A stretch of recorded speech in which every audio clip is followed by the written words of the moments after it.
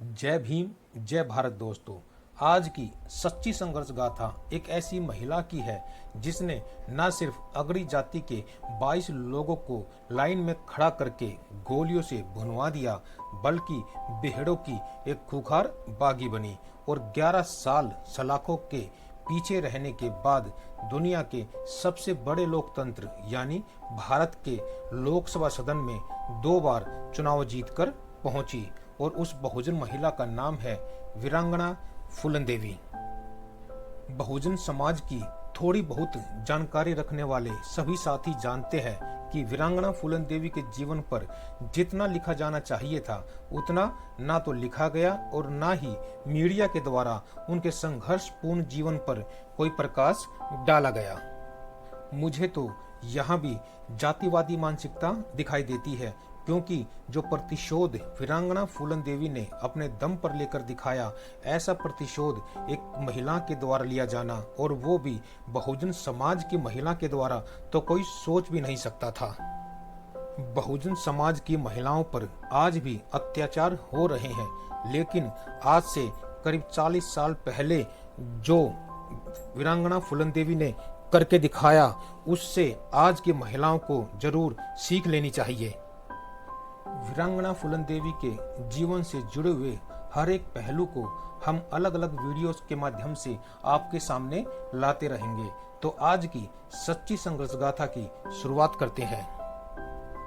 बात है 14 फरवरी सन 1981 की, जब अपनी प्रतिशोध की आग में जल रही फूलन देवी ने अपने गिरोह के साथ पुलिस की वर्दी में यूपी के बहमई गांव पहुंची। गांव में एक शादी का कार्यक्रम चल रहा था, जिसमें बाहरी गांव से लोग भी आए हुए थे। फूलन देवी व उसके गिरोह ने पूरे गांव को बंदूक की नोक पर घेर लिया तथा अगड़ी जाति के 22 लोगों को एक लाइन में खड़े होने को कहा गया, और फिर फूलन देवी ने अचानक से अपने गिरोह के साथियों को फायरिंग करने का आदेश दे दिया। इस समय फूलन देवी की उम्र मात्र 18 साल की थी।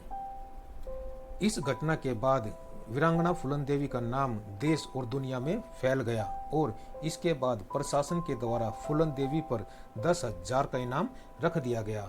सरकार व पुलिस पर अब और अधिक दबाव बनने लगा कि फूलन देवी को जिंदा या मुर्दा पकड़ा जाए।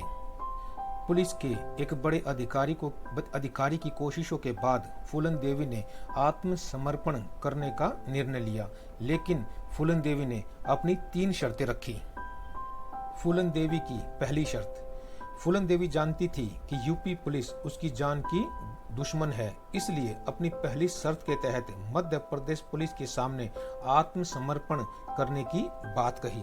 दूसरी शर्त के तहत फूलन देवी ने अपने किसी भी साथी को सजाए मौत न देने का आग्रह किया, और तीसरी शर्त के तहत फूलन देवी ने अपनी उस जमीन को वापस करने के लिए कहा जो जमीन फूलन देवी के पिता से छीन ली गई थी, और अपने छोटे भाई को मध्य प्रदेश पुलिस में भर्ती करने की शर्त रखी। इस तरह फूलन देवी ने 13 फरवरी सन 1983 को मात्र 20 साल की उम्र में मध्य प्रदेश के भिंड जिले में आत्मसमर्पण कर दिया। सन 1983 से 1994 तक फूलन देवी करीब 11 साल जेल में बंद रही। 1993 में मुलायम सिंह की सरकार ने फूलन देवी पर से सारे मुकदमे हटाकर उन्हें बरी करने का मन बना लिया, और 1994 में उनको जेल से रिहा कर दिया गया।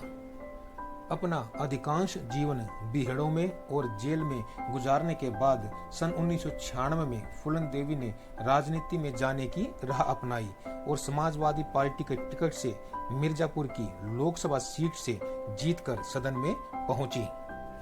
फूलन देवी का 2 बार लोकसभा सदस्य बनना यह दर्शाता है कि कहीं न कहीं फूलन देवी ने जनता के दिलों में अपनी जगह बना ली थी। लेकिन कहते हैं कि अतीत किसी का पीछा नहीं छोड़ता, वह किसी न किसी रूप में सामने आ ही जाता है। 25 जुलाई 2001 को फूलन देवी के दिल्ली स्थित आवास के सामने शेर सिंह राणा नाम के व्यक्ति ने फूलन देवी की गोली मारकर हत्या कर दी। मात्र 39 साल की आयु में वीरांगना फूलन देवी हम सब को छोड़कर चली गई। मुझे पूरा यकीन है कि वीरांगना फूलन देवी की शहादत के बारे में पूरे बहुजन समाज को भी पूर्ण जानकारी नहीं है। वीरांगना फूलन देवी ने अपने जीवन में जो कष्ट सहे हैं उसकी कल्पना भी नहीं की जा सकती है, लेकिन वीरांगना फूलन देवी शायद किसी और ही मिट्टी की बनी हुई थी, क्योंकि जो बर्बरता फूलन देवी के साथ हुई वो बर्बरता अगर किसी और लड़की के साथ हुई होती तो वह कब की फांसी लगाकर या कुएं में छलांग लगाकर आत्महत्या कर चुकी होती।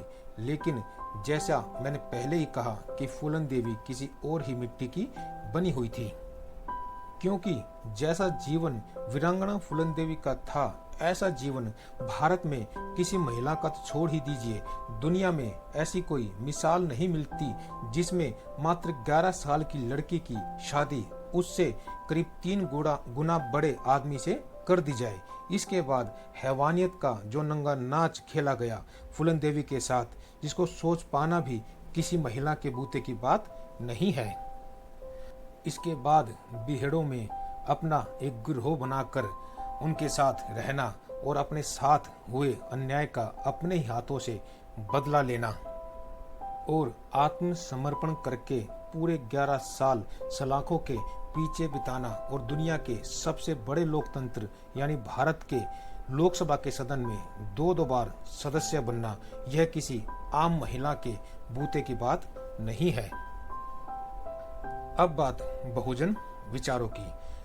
आज भी बहुत से लोग वीरांगना फूलन देवी को डाकू फूलन देवी कहकर बुलाते हैं, लेकिन हम उन लोगों में से